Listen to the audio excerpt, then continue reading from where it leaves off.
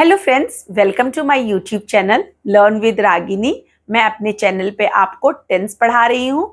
इसमें अब हमारा जो नेक्स्ट टेंस था वो है फ्यूचर परफेक्ट टेंस। ठीक है, मैंने सारे प्रेजेंट क्लियर कर चुकी हूँ और सारे पास्ट भी क्लियर हो चुका है। अब हमारा फ्यूचर बचा था। फ्यूचर में भी हमने future indefinite and future continuous clear कर चुके थे और अब हमारा बचा था फ्यूचर परफेक्ट टेंस। ये लेफ्ट रह गया था, तो मैंने सोचा ये वीडियो भी बना करके आपको मैं पढ़ा देती हूँ कि कैसे इस टाइप के सेंटेंसेस को या इस टेंस के सेंटेंसेस को हम कैसे ट्रांसलेट करते हैं। चलिए, तो मैं आपको बताती हूँ।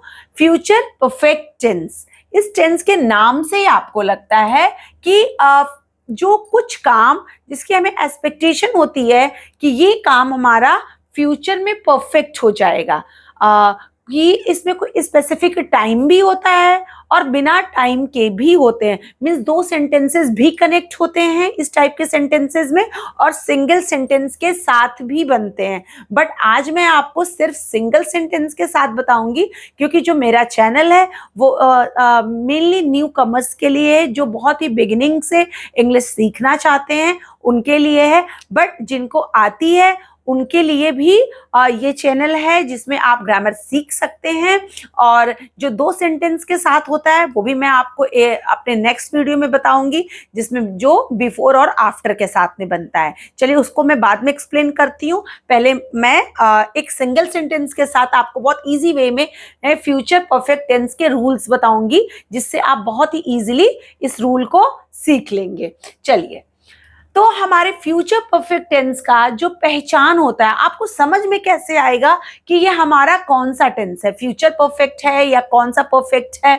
तो आपको हमेशा सेंटेंस के लास्ट में चुका होगा, चुकी होंगी या चुके होंगे ये शब्द मिल सकते हैं।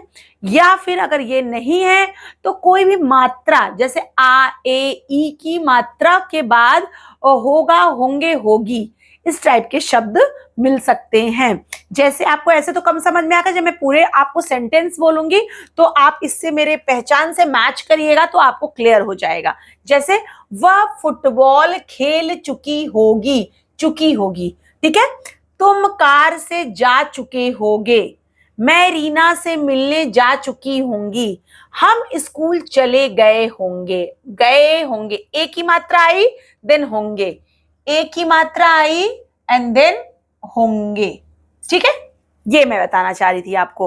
राम तुमसे मिलने आया होगा, आ की मात्रा, आया होगा, आ की मात्रा और होगा, ये आ गया मेरा।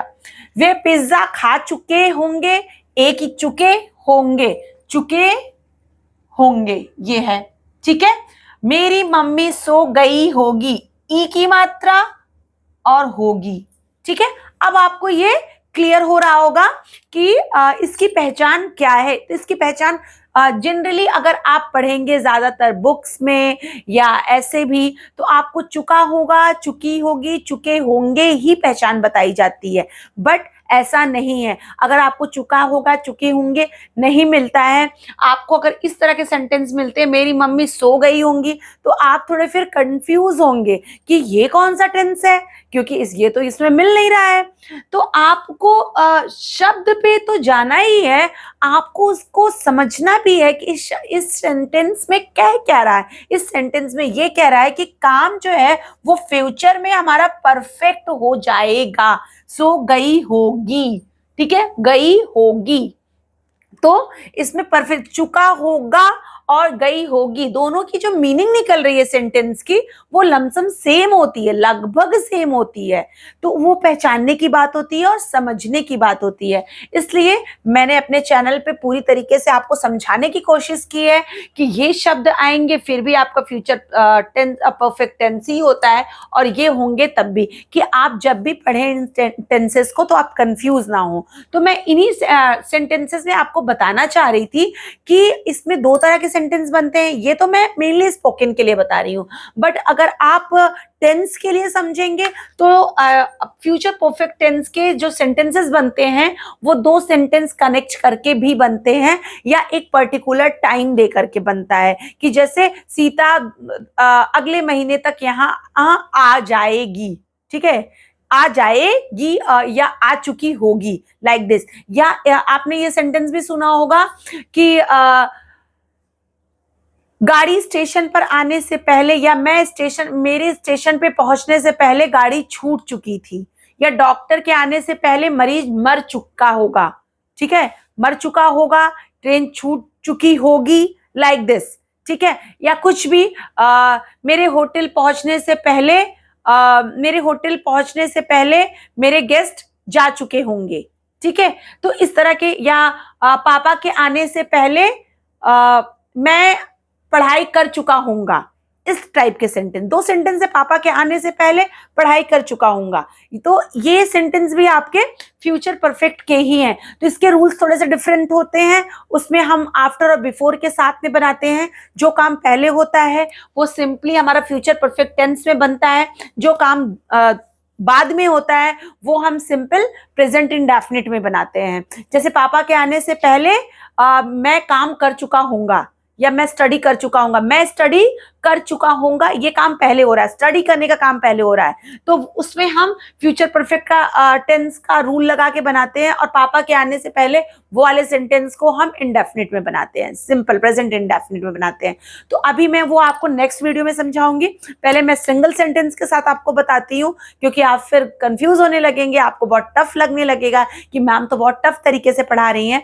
तो हमेशा जब हम सीढ़ी चढ़ते हैं तो 1 by 1 ही चढ़ते हैं, तो एक साथ उस टेंस को मैं नहीं बताऊंगी। ये भी सारे सेंटेंसेस फ्यूचर परफेक्ट टेंस के ही हैं, ये रूल्स भी वही लगेंगे, पहचान भी वही होते हैं, ठीक है। पहले हम यहां से सीखेंगे, चलिए मेरे साथ। अब हम टेंस को ट्रांसलेट करते हैं।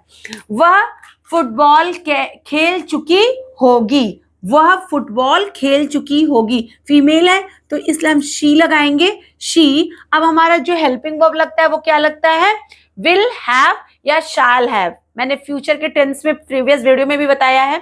Nowadays we all are not using the shall, हम लोग शैल का प्रयोग नहीं कर रहे हैं, लेकिन अगर आप करना चाहते हैं तो आप कर सकते हैं, वो गलत नहीं होता है। बट सभी सब्जेक्ट के साथ हम विल के साथ बना सकते हैं, तो इसलिए आप विल के साथ ही अभी सीखिए, जिससे आपको कम से कम प्रैक्टिस हो जाए। जब आप थोड़े प्रैक्टिस के लेवल पर ऊपर जाइए तो आप शैल के साथ आप प्रैक्टिस कर सकते हैं। आई और वी के साथ हम शैल लगाते हैं, बाकी के साथ विल लगाते हैं। मतलब बाकी में क्या, यू दे आई नहीं, आई और वी के साथ हो गया you they he she it, इन सबों के साथ हम हमेशा विल लगाएंगे। बाकी के साथ मीन्स आई और वी के साथ हम शैल लगाना है। बट आई और वी के साथ भी अगर आप विल लगाते हैं तो आपका सेंटेंस पूरी तरह से करेक्ट ही होता है।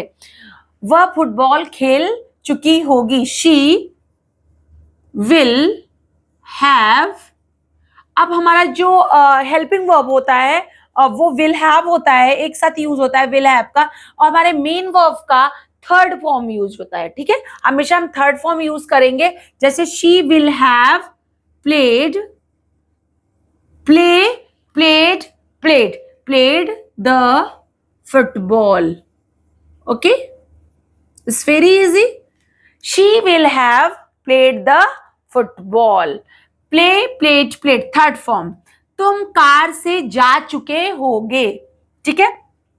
तुम की अंग्रेजी, you will have gone, go, went, gone, okay, third form. You will have gone by car, okay, by car. मैं रीना से मिलने जा चुकी होंगी, मैक इंग्लिश आई। देखिए यहां आप शैल भी लगा सकते हैं, ओके, आप शैल भी लगा सकते हैं। आई विल हैव, ठीक है, I will have, go went gone, gone लगाएंगे third form. I will have gone to meet Reena, Reena is the name, capital से होना चाहिए, रीना, ठीक है। I will have gone to meet Reena. Meet को हम नहीं मेट करेंगे, मीट मेट मेट होता है थर्ड फॉर्म, क्योंकि यहां हमने एक वर्ब को as a verb main verb use कर लिया है। जो दूसरा मिलने की इंग्लिश है वो as it is first form में होगी। ठीक है, कभी भी अगर एक सेंटेंस में दो वर्ब आते हैं, दो एक्शन वर्ड आते हैं, तो दोनों को हम अकॉर्डिंग टू टेंस नहीं कन्वर्ट करते हैं, कोई एक ही अकॉर्डिंग टू टेंस कन्वर्ट होगा, दूसरा एज इट इज मतलब कि फर्स्ट फॉर्म में ही लिखा जाता है। हम स्कूल चले गए होंगे, हम स्कूल चले गए होंगे। अगेन आई और वी के साथ मैंने बताया था आपको शैल का इस्तेमाल कर सकते हैं, तो चलिए एक मैं शैल के साथ बना के आपको दिखा देती हूं। वी शैल हैव, ठीक है, गो वेंट गॉन, जाना, गॉन टू स्कूल।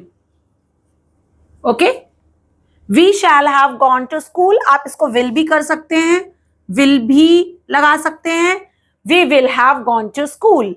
ठीक है, देखिए अगर आप शैल की आदत डालते हैं तो आपको थोड़ा सा डिफरेंशिएट करना पड़ेगा, आपको ध्यान देना होगा कि हमें सिर्फ आई और वी के साथ ही शैल लगाना है। बट अगर आप विल के साथ प्रैक्टिस करते हैं अपने सेंटेंसेस की, तो आपको ये डिफरेंशिएट नहीं करना है या ये ध्यान नहीं देना है कि कहाँ शैल लगाना है, कहाँ विल लगाना है, कहाँ नहीं लगाना है। आप हर जगह विल लगा सकते हैं, मीन्स हर सब्जेक्ट के साथ विल लगा सकते हैं। तो आप विल के इस्तेमाल में ज्यादा फायदे में रहेंगे, आपको प्रैक्टिस कम करनी होगी।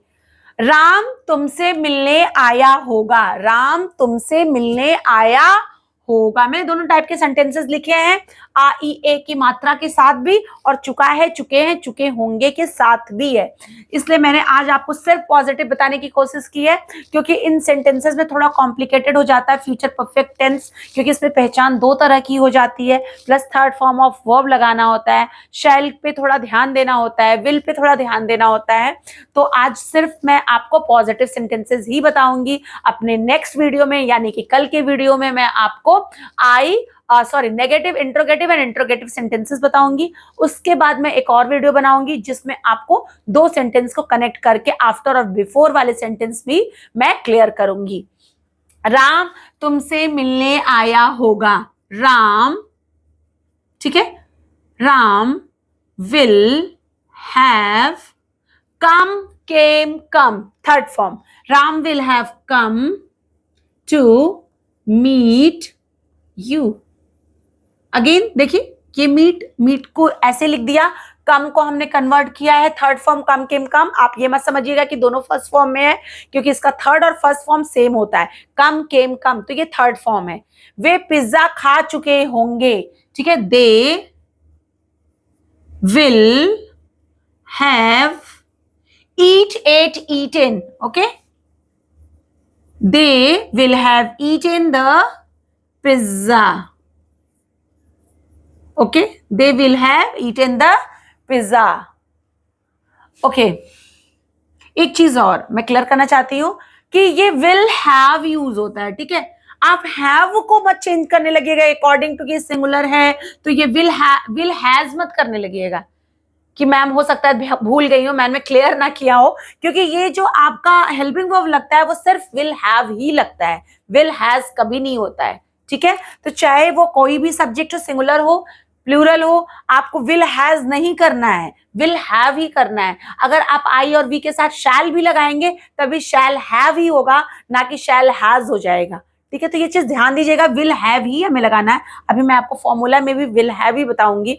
मेरी मम्मी सो गई होगी, मेरी मम्मी सो गई होगी, माय मदर, ठीक है, विल हैव, देखिए मम्मी है सिंगुलर है फिर भी हैव ही लगा, क्योंकि हैव ही लगाना है, हमें हैज नहीं लगाना है। My mother will have sleep, slept, slept, okay, सोचना, my mother will have slept only, ठीक है, my mother will have slept, मेरी मम्मी सो चुकी होगी या सो गई होगी, दोनों का सेंस एक ही है, काम परफेक्ट हो जाएगा। ठीक है, अंदाजा है, इसमें परसेंटेज भी होते हैं कि कितने परसेंट, जब हम श्योर होते हैं तो विल लगाते हैं, वैसे आपको मैं आगे सब बताऊंगी धीरे धीरे कि कहाँ पे माइट का यूज होता है, कहाँ मस्ट का यूज होता है। वो श्योरिटी के ऊपर होता है, परसेंटेज के ऊपर होता है कि कितने परसेंट आप श्योर हैं। ठीक है, चलिए अब हम चलते हैं अपने फॉर्मूला की तरफ। कैसे फॉर्मूला बनाना है इसका? It's very easy. Subject plus, ठीक है, जो हमारा मेन हेल्पिंग वर्ब है, हेल्पिंग वर्ब का क्या लगाना है हमें? Will have. मैं एक साथ ही लिखती हूँ, इसलिए इसे प्लस लगा के नहीं लिखना है फॉर्मूला में। Subject plus will have plus, ठीक है, आपका थर्ड फॉर्म ऑफ वर्ब, जो मेन वर्ब का हमारा लगेगा वो थर्ड फॉर्म ऑफ वर्ब लगेगा, plus object. It's very easy. This is the formula for the positive sentences. Okay, it's very easy. आपको कुछ नहीं करना है। Subject plus will have plus main verb का थर्ड फॉर्म देन ऑब्जेक्ट। तो आपको ये रूल समझ में आ रहा होगा। आप और भी सेंटेंसेस के साथ प्लीज, आप नए नए सेंटेंसेस के साथ इन सारे रूल्स को लगा करके खुद भी बनाने की कोशिश करिए, तो आपको टेंस बहुत जल्दी क्लियर हो जाएंगे।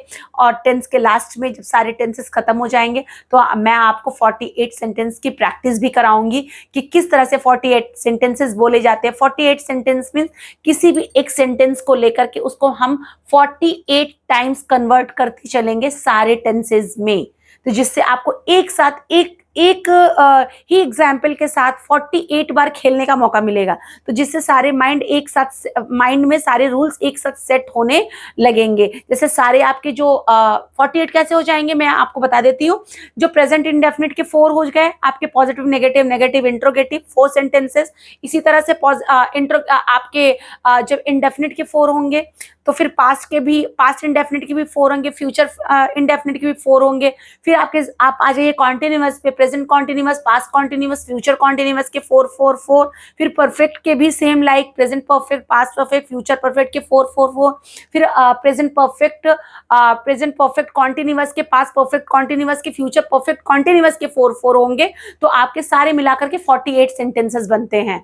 तो एक ही सेंटेंस को, जैसे आप एग्जाम्पल, आप कुछ भी एक सेंटेंस यही से उठा लीजिए, मैं फुटबॉल खेलती हूँ। इस सेंटेंस को ही आप, मैं हिंदी में बोलती हूँ, मैं फुटबॉल खेलती हूँ, मैं फुटबॉल नहीं खेलती हूँ, क्या मैं फुटबॉल खेलती हूँ, क्या मैं फुटबॉल नहीं खेलती हूँ, मैं फुटबॉल खेलती थी, मैं फुटबॉल नहीं खेलती थी, क्या मैं फुटबॉल खेलती थी, क्या मैं फुटबॉल नहीं खेलती थी, मैं फुटबॉल खेलूंगी, मैं फुटबॉल नहीं खेलूंगी, क्या मैं फुटबॉल खेलूंगी, क्या मैं फुटबॉल नहीं खेलूंगी, मैं फुटबॉल खेल रही होंगी, मैं फुटबॉल नहीं खेल रही होंगी।